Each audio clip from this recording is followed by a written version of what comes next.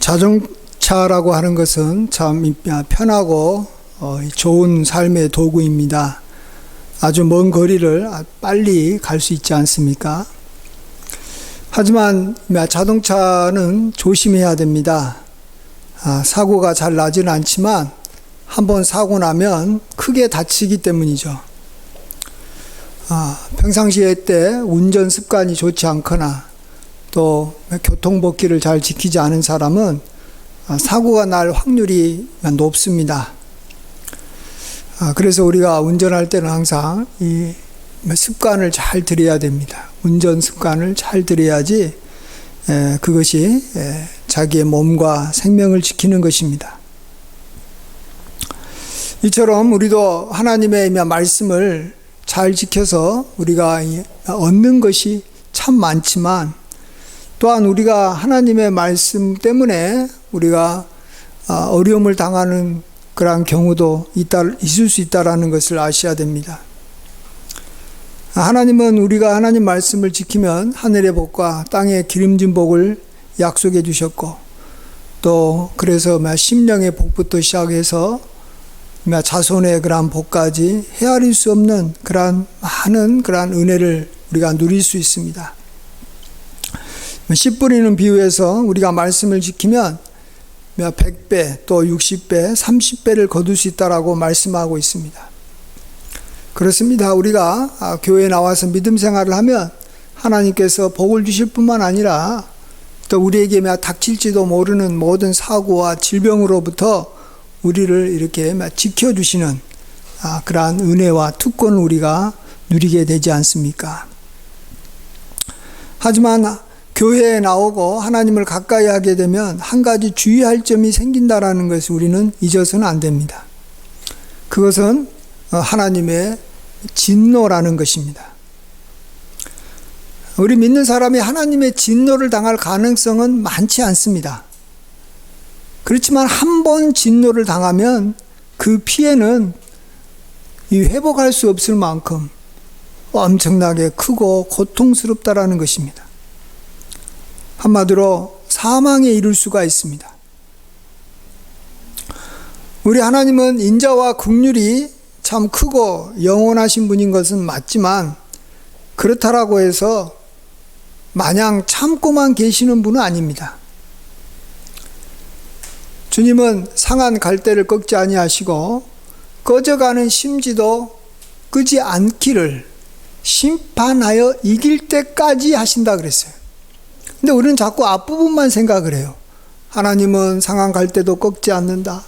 하나님은 꺼져가는 심지도 끄지 않는다. 그래서 하나님은 끝까지 참으실 것이다. 참으시죠. 언제까지요? 심판까지요. 그 말은 뭐냐 그러면 하나님은 참고 참으시지만 심판할 때가 되면 반드시 심판하신다라는 거예요.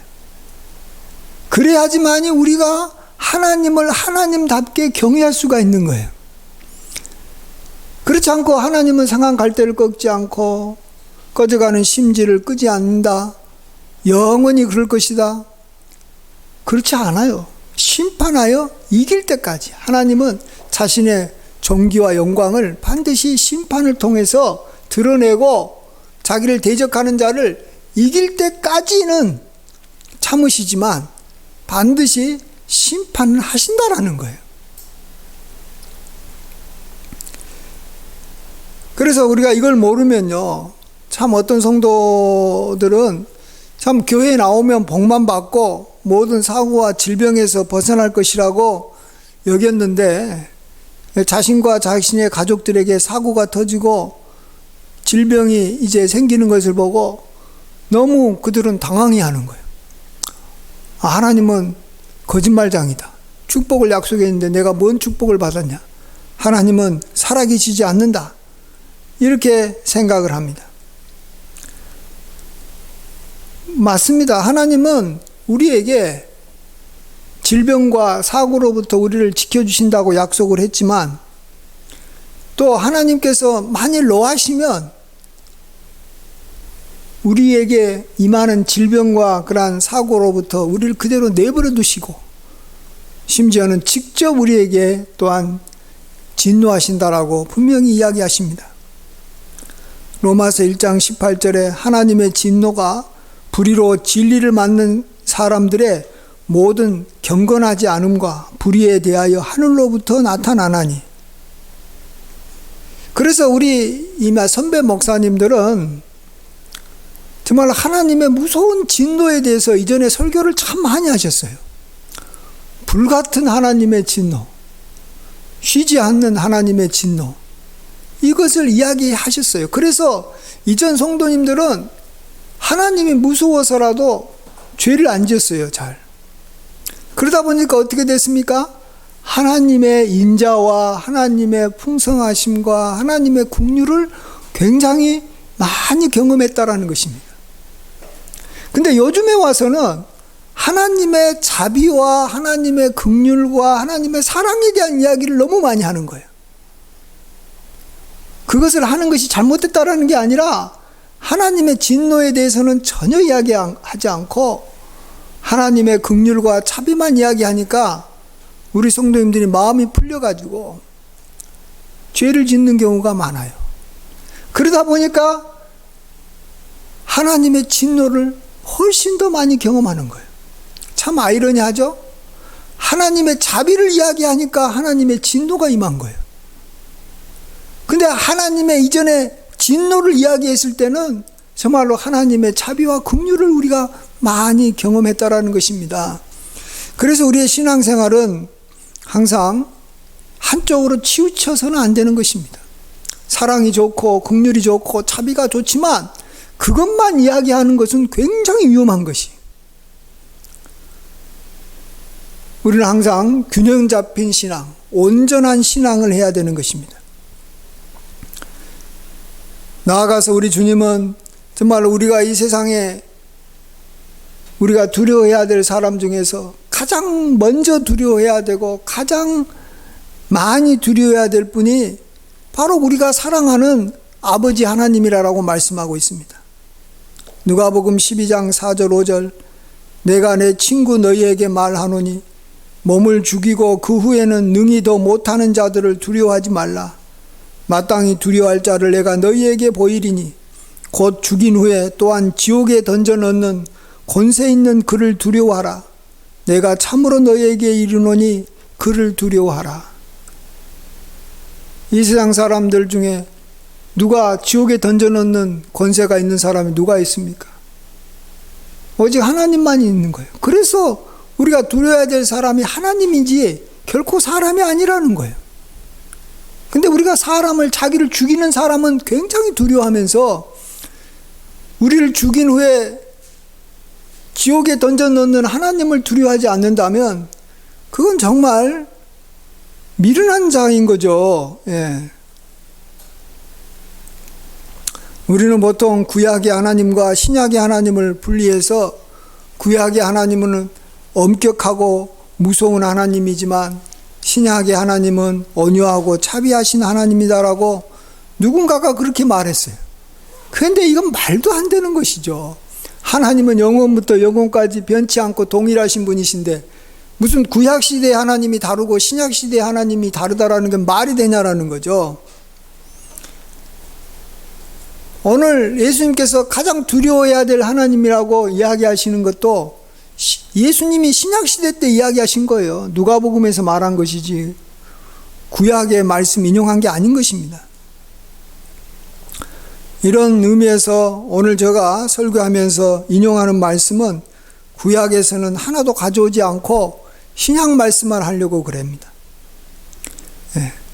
자꾸 하나님의 그러하니 어미애와 하나님의 심판을 이야기하면 그건 구약의 이야기다라고 자꾸 치부해버리니까 구약의 이야기를 안 하고도 신약의 말씀만 가지고도 우리가 하나님이 얼마나 무서운 분이신지 우리가 알아야 할 필요가 있습니다. 이것을 모르는 성도는 정말로 자동차 타는 것이 너무 좋고 편하고 이게 자동차가 너무 자기에게 유익하다고 그냥 자동차를 마음대로 타는 성도와 같은 거예요. 운전자와 같은 거예요. 사고가 안 날 것이고 사고가 나더라도 뭐 나는 조그만 이렇게 상처만 입고 끝날 거야. 그렇게 여기는 운전자는 얼마나 미련합니까? 오늘 본문을 좀 생각해 보시면, 오늘 본문은 우리가 너무나도 잘 아는 왕의 혼인잔치 비유입니다. 여러분, 이 왕의 혼인잔치 비유에서 뭘 배웁니까? 여기 핵심이 뭡니까? 뭘 이야기하려고 오늘 왕의 혼인잔치 이야기한 겁니까? 한마디로 말하면 하나님은 굉장히 무서운 분이시다. 하나님은 굉장히 두려워해야 될 분이다. 이걸 말하려고 왕의 혼인잔치 비유를 말하는 거예요. 이거 신약시대의 말씀입니다. 예수님이 하신 말씀이에요. 우리가 두 가지 케이스에 의해서 하나님의 진노를 당하기 쉬운데, 첫 번째 케이스는 하나님 앞에 불순종하게 되면 진노를 당한다는 거예요. 하나님의 명령을 듣고 그것을 지키지 않고 하나님의 명령에 불순종하면 하나님의 진노를 당한다는 거예요. 그 다음에 두 번째로는 우리가 하나님 앞에 섰을 때 예복을 입지 않으면 하나님 앞에 진노를 당한다는 거예요. 근데 그 진노라는 것은 정말로 무섭다라는 거예요. 예, 하나님께서 그들을 진멸하고 그 동네를 불살라버리든지, 아니면 그의 이 손발을 꼭꼭 이렇게 묶어가지고 어두운 데로 가서 던져버린다라는 거예요. 여기서 어두운 데라는 것은 이 껌껌한 이 지하 감방을 말하는 것입니다. 하나님이 그렇게 무섭다라는 걸 이야기하는 것이 이게 핵심이에요. 이 무섭다라는 것만 알면 우리는 자연스럽게 할 수 있는 게 뭡니까? 우리가 순종하게 되는 거예요. 무섭다라는 걸 알면 자연스럽게 하는 게 뭡니까? 그 하나님의 진노를 받지 않기 위해서 예복을 입는 거예요. 그래서 우리 하나님께서는 아주 지혜롭게 우리에게 하나님의 진노를 피하고 우리가 복만 받을 수 있도록 우리에게 이야기해 주시는 것이, 끊임없이 이야기해 주시는 것이, 하나님은 굉장히 무서운 분이시다라는 거예요. 하나님이 무서운 분이라는 것만 알면 우리의 길은 다 형통하게 돼 있는 거예요. 근데 하나님이 무서운 분이라는 걸 모르고 하나님은 그냥 좋은 분이시고 자비하신 분이시고 하나님은 착한 분이시고 오래 참은 분이시고, 이것만 알면 그는 반드시 하나님의 진노를 받을 수밖에 없는 거예요. 마치 그것은 뭐하고 똑같냐면, 자동차 타면 편한 것만 자꾸 이야기하는 거예요. 자동차 타면은 너무 좋고 편하고 먼 길을 빨리 갈 수 있고 좋다라는 거예요. 맞죠요? 그러나 자동차 탈 때 그것은 말할 필요가 없어요. 왜? 다 아니까. 뭐하러 그런 이야기를 해요? 야, 그래도 오늘 자동차 탈 때 조심해라.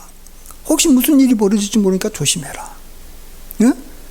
오늘 뭐 이렇게 너가 아무리 운전을 잘해도 저쪽 이미 상대방이 이미 술에 취해가지고 너한테 돌진해 올 수도 있으니까 그런 상황도 네가 대비해서 운전해라. 이런 이야기를 해야지. 자동차가 좋으니까 편하게 갈 수 있고, 자동차가 좋으니까 우리는 자동차로 인해서 큰 유익이 많습니다. 이 이야기를 뭐하러 하냐고요. 마찬가지로 교회에서 하나님이 선하시고 인자하시고 자비가 많으시고 복을 많이 주십니다. 그 이야기를 한 번만 하면 되는 것이지 그 이야기는 여러 번 할 필요가 없는 거예요.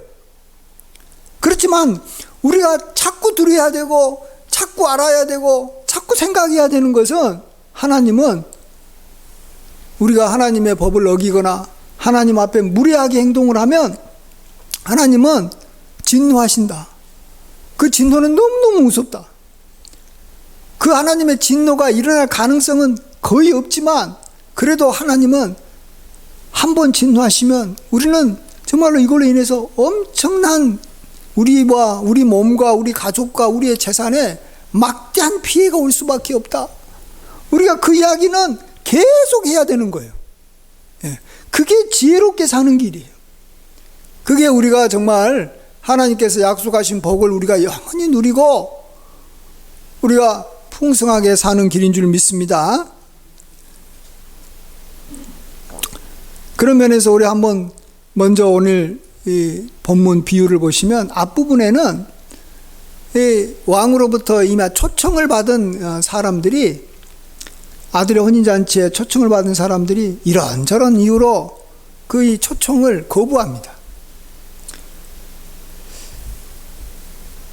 그런데 이 거부하는 것까지는 뭐 참을 수 있는데, 이 초청을 거부하는 사람들 중에 어떤 사람들은 이 초청을 하러 온 그 왕의 이마 종들을 막 모독하고 심지어는 죽이기까지 한 거예요. 그러니까 어떻게 하겠습니까, 왕이? 왕은 당연히 군대를 보내서 자기 종을 죽인 이마 살인자들을 진멸하고 그 동네를 다 불살라버립니다. 여러분, 여기에 나오는 그러한 이 왕의 이마 초청을 거부할 수 있는 사람은 우리가 될 수 있다라는 걸 아셔야 됩니다. 우리도 왕이 우리에게 명하신 것을 우리가 거부할 수는 있어요. 거부할 수 있는 것까지는 뭐 하나님은 왕은 자비하시니까 참으실 수 있어요. 그렇지만 그 왕의 그러한 이마 초청을 전하러 온 왕의 종을 모독하고 죽이는 일은 하지 말아야 되는 거예요. 그걸 하게 되면 반드시 왕의 진노를 받아서 우리가 진멸당하게 된다는 것입니다. 하나님을 말하잖아요. 이 왕은 하나님을 상징하는 거잖아요. 어떤 성도님들 그래요. 나는 주의 종을 뭐 죽인 적이 한 번도 없으니까 나는 뭐 하나님으로부터 진노당할 일이 없다, 이렇게 말하는 성도가 혹 있을 수 있습니다. 그렇지만요, 옛날에는 살인하는 사람들에 대해서 그렇게 이렇게 관대에 좀 했던 것 같아요. 지금보다는. 그러나 지금은 살인하게 되면 이 세상의 법이 굉장히 무섭기 때문에 웬만해서는 뭐 특별한 이유가 아니면 사람을 죽이지는 않습니다. 예. 그러니까 옛날에는 교회에서도 이렇게 돌로 쳐가지고 죽이고 막 그랬어요, 사람들. 하나님의 뜻을 어긴다고 생각하면, 주의 종이라고 해도 잘못했다고 생각하면 돌로 쳐 죽이기도 했지만, 요즘에는 그런 일은 없어요. 그렇지만 제가 봐서는 여전히 하나님 앞에서 우리가 이렇게 살인자라고 하나님께서 여기시고 하나님께서 심판을 하셔서 하나님의 심판을 당하는 사람들이 여전히 저는 많다고 생각합니다. 왜 그러냐면요, 요즘에는 이 주의 종을 이렇게 직접 죽이는 일은 하지 않지만 간접적인 살인을 하는 것을 보게 됩니다. 그러니까 성도 수십 명이 작당을 하고 주의 종을 이렇게 에워싸서 막 비난하고 모독하면요, 얼마나 그 스트레스가 심한지 모릅니다. 그래서 이 스트레스를 계속 받다 보면 한 3, 4년 후에는 암이 걸려서 죽는 거예요. 자, 그러면 그것은 살인 안 하는 거예요? 그건 살인하는 거예요. 직접 죽인 것은 아니지만 개인적으로 1대1로 가가지고 그의 문제를 지적한 게 아니라 수십 명, 수백 명이 한꺼번에 한 사람을 놓고 막 비난을 하면 그로 인해서 받는 스트레스를 그 어떤 사람도 감당 못 하는 거예요. 그래서 죽는 거예요. 나중에는 스트레스 받아서 죽는 거예요. 이것을 미리 아신 주님께서는 마태복음 5장에서 이렇게 이야기하십니다. 옛사람에게 말한 바 살인하지 말라. 누구든지 살인하면 심판을 받게 되리라 하였다는 것을 너희가 들었으나 나는 너희에게 이르노니 형제에게 노하는 자마다 심판을 받게 되고 형제를 대하여 나가라 하는 자는 공회에 잡히게 되고 미련한 놈이라 하는 자는 지옥불에 들어가게 되리라. 주님은 이 살인의 범위를 굉장히 넓게 이야기하십니다. 이게 정확한 살인에 대한 범위입니다. 직접 죽이는 것만 살인이 아닙니다. 형제에 대해서 끊임없이 욕하고 그 형제에 대해서 정말로 이렇게 미련한 놈이라고 말하면 그게 살인하는 거예요. 그걸 아까도 말씀드립니다만 1대1로 이야기하면 그 사람한테 이렇게 상처를 주는 거죠. 그러나 그것도 오랜 세월 하면 상대방을 죽이는 거예요. 근데 이게 한두 명이 아니라 수십 명이 달려들어서 주의 종을 만일 그렇게 한다면 그건 얼마 못 가서 이 주의 종은 죽게 되는 거예요. 그래서 지금 하나님의 진노가 임하는 거예요. 살인하기 때문에 진노가 임하는 거예요. 그냥 왕의 명령을 그냥 거부하고 나는 그냥 바빠서 못 갑니다. 저는 뭐 결혼해서 못 갑니다. 뭐 나름대로 뭐 이유가 있어서 그냥 거부한다면 뭐 하나님도 자비하시기 때문에 인정하고 봐주지만 자기 종을 미워해서 끝까지 달려들어서 정말로 괴롭히면, 그래서 이 서서히 병이 들어 죽는다면 왕은 절대 그것을 용납하지 않는 것입니다. 하나님은 절대 용납하지 않은 것입니다. 그래서 교회에, 그래서 하나님의 진노가 이렇게 임한다라는 것입니다.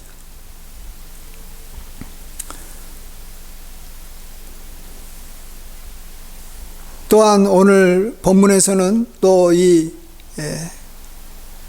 하나님의 이 진노를 이렇게 이야기하고 있는데, 먼저 이 여기 방금 말한 이 하나님의 이 진노를 받은 사람들을 보면 이 초청을 받은 사람이에요.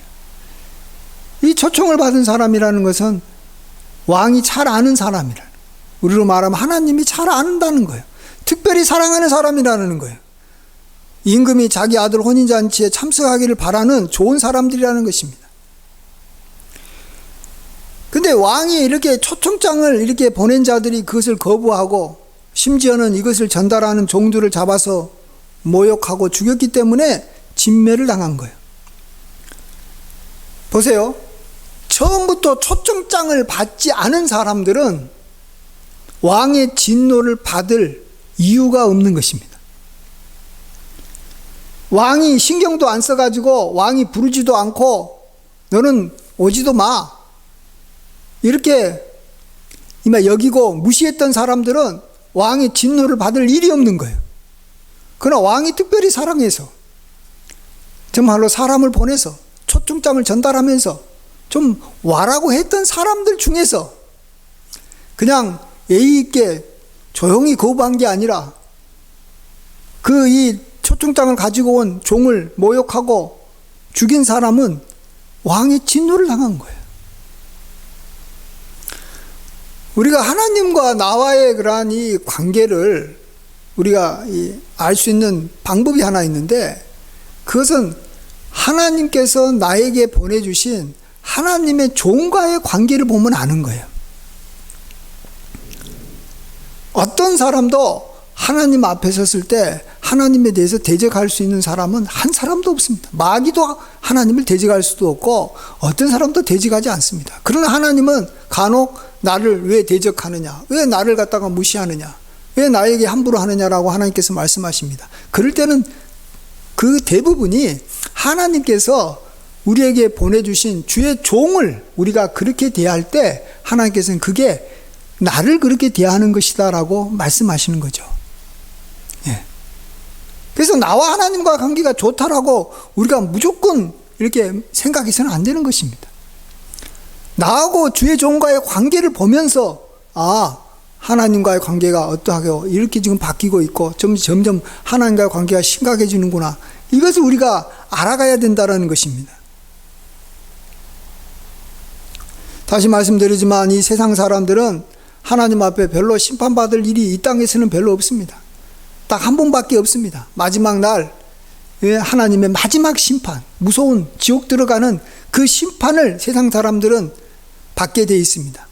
그렇지만 이 땅에 사는 동안에는 하나님으로부터 사랑도 안 받고 하나님으로부터 직접적으로 어떤 계명이나 명령을 이미 듣고 행하는 그런 관계가 아니기 때문에 하나님으로부터 복을 받을 그러한 직접 복을 받을 그러한 가능성도 없고 직접 화를 받을 가능성도 없습니다. 그러나 우리는 다릅니다. 우리는 정말로 하나님하고 늘 가까이 하고 특별히 하나님께서 보내신 주의 종과 늘 관계를 맺으면서 살 수밖에 없는 하나님의 백성인 것입니다. 그래서 우리는 주의 종을 통해서 하나님의 명령을 받았을 때 그것을 지키면 우리가 계속해서 하나님의 은혜와 은총을 풍성히 받아 누리지만, 그것을 거부하면, 받았을 때, 받지 않으면 괜찮지만 명령을 받았을 때 거부하면 이때부터는 하나님과의 관계가 문제가 생기고, 그것에 대해서 너무 심하게 거부하면서 이 명령을 단지 이렇게 막 전달만 하는 주의 종을 막 모욕하고 죽이면 하나님으로부터 우리는 진멸을 당할 수밖에 없다라는 것입니다. 이렇게 왕의 잔치 비유 앞부분에서 이 초청 대상자들이 우리에게 해당되듯이, 또 역시 오늘 비유 뒷부분에서 이 혼인잔치에 이 참석한 이 평범한 사람들도 우리에게 적용이 됩니다. 왕은 자기가 초청한 사람들이 혼인잔치를 거부하자 다시 종을 불러서 이번에는 너희들이 네거리 길에 가서 사람을 만나는 대로 청하여 오라, 이렇게 말합니다.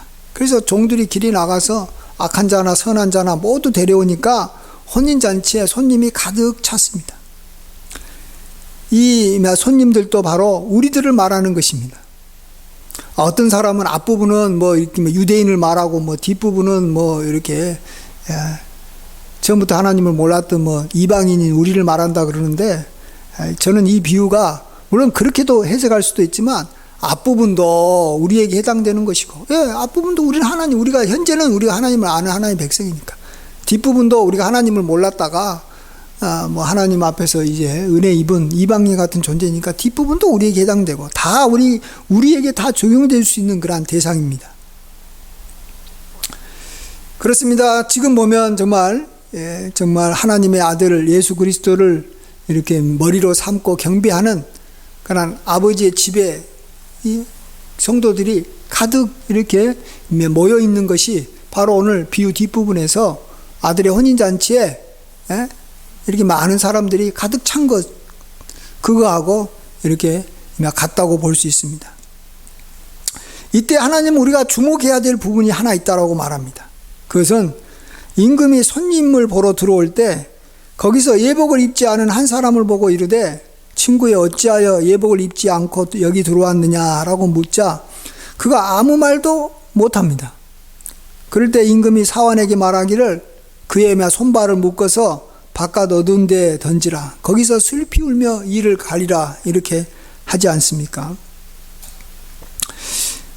우리는 여기서 정말 꼭 기억해야 되는 것은 예복을 입는다라는 것입니다. 특별히 교회에 들어온 사람, 하나님께 나와 기도하는 사람, 하나님 앞에 선 사람은 예복을 입어야 된다라는 것입니다. 당연한 것입니다. 왕 앞에 섰을 때는 예복을 입어야 됩니다. 왕 앞에 서지 않았을 때는 예복을 입을 필요가 없는 것이죠. 얼마나 이렇게 번거롭습니까? 왕 앞에 서지 않을 때는 예복을 입을 필요가 없습니다. 그러나 왕 앞에 섰을 때는 내가 하나님 앞에 나가서 기도한다, 그 왕 앞에 선 거예요. 그때는 반드시 예복을 입어야 되는 거예요. 내가 아버지 집에 내가 왔다, 그러면 반드시 예복을 입어야 되는 거예요.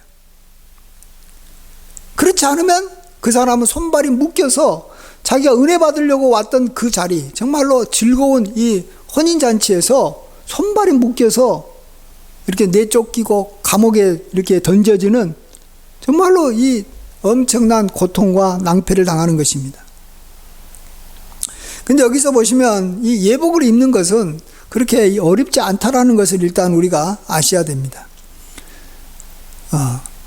이 한 사람만 빼고는 다 예복을 입은 것을 볼 때 아마 이 잔치 자리 입구에 뭔가 예복을 다 이렇게 임금이 준비했을 가능성이 많고, 또 준비가 안 됐더라도 뭔가 이렇게 주변에서 이렇게 빌리는 것이 어렵지 않았을 것을 우리가 예상해 볼 수 있습니다. 또 그래서 이 임금이 이 예복을 입지 않는 사람한테 이 친구요, 너가 왜 예복을 입지 않느냐라고 이렇게 물어보지 않습니까? 그때 뭔가 이유를 댔으면 괜찮은 거예요. 내가 예복을 입으려고 했는데 예복이 없어서 못 입었습니다. 그러면 왕이 진노를 했겠습니까? 그걸 갖다가 붙잡아가지고 감방에 던졌을 거예요? 전혀 그러지 않죠. 근데 말을 못 하는 거예요. 이 말은 뭐예요?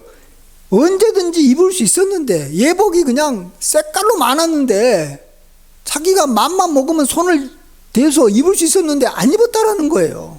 그래서 말을 하지 않은 것이지, 이렇게 말을 안 하면 자기가 지금 감옥에 들어가는 상황인데 왜 이렇게 변명을 안 했겠습니까? 맘만 먹으면 되는 일이라는 거예요. 예복을 입는다는 것은. 자, 그러면 그게 뭐겠습니까?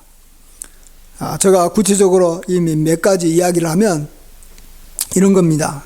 한마디로 이야기하면 우리가 하나님 앞에 우리가 이렇게 행해야 될 그런 예의다 이렇게 말할 수 있고, 구체적으로 이야기하면 먼저는 교회 갈 때 아무리 가난해도 옷이 없어도 자기가 갖고 있는 옷 중에서 최대한 단정하고 깨끗한 옷을 입고 가는 것입니다. 그게 예복을 입는 것이죠, 말 그대로. 또 교회에서 뭐가 회의하고 이야기할 때 서로 의견이 달라도 하나님께서 계시는 집이기 때문에 소리내서 다투지 않는 것입니다. 집에 어른이 있을 때는 서로 간에 감정이 상해도 그것을 쉽게 드러내서는 안 되는 것입니다. 근데 교회에서 뭐 하나님의 영광을 위해서 뭐 교회를 위해서 어떤 회의를 하면서 막 서로 다투고 싸우고 소리를 낸다면 그건 예복을 입지 않은 거예요. 그런 교회들이 또 그런 성도들이 얼마나 하나님 앞에 화를 많이 당하는지 모릅니다. 또 우리가 이 기도할 때 아무리 우리가 이렇게 고통스럽고 힘든 상황이라 할지라도 하나님 앞에서 이미 불평을 터뜨려서는 안 되는 것입니다. 하나님은 우리에게 얼마나 많은 은혜를 베풀어 주었는데 몇 가지 어렵다고 해가지고 하나님 앞에서 원망하고 하나님 앞에 막 함부로 기도를 한다면 그거 하나님 앞에 예복을 입지 않은 것입니다. 또한 아무리 자기를 이렇게 힘들게 한 성도가 있어도 그를 미워하는 마음으로 하나님 앞에 서가지고 그를 너무 심하게 저주하는 것도 역시 예복을 입지 않는 것입니다. 예복을 입으면 좀 참아야 됩니다.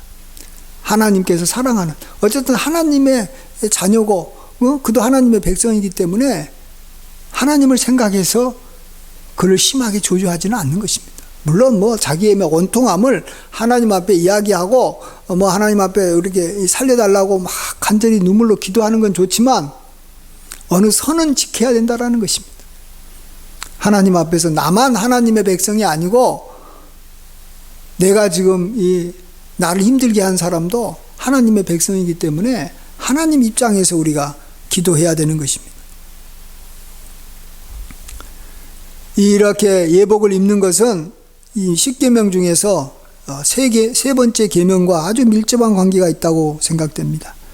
너는 내 하나님 여호와의 이름을 망명되에 부르지 말라. 여호와는 그의 이름을 망명되게 부르는 자를 죄 없다 하지 아니하리라. 하나님의 이름을 함부로 부르고 하나님의 그러한 권위와 하나님의 그러한 명예를 이렇게 실추시키는 자는 하나님께서는 결코 죄가 없다 하지 않을 것이다. 이 말은 뭡니까? 죄가 있기 때문에 하나님께서는 반드시 그 사람을 심판하신다라는 것입니다.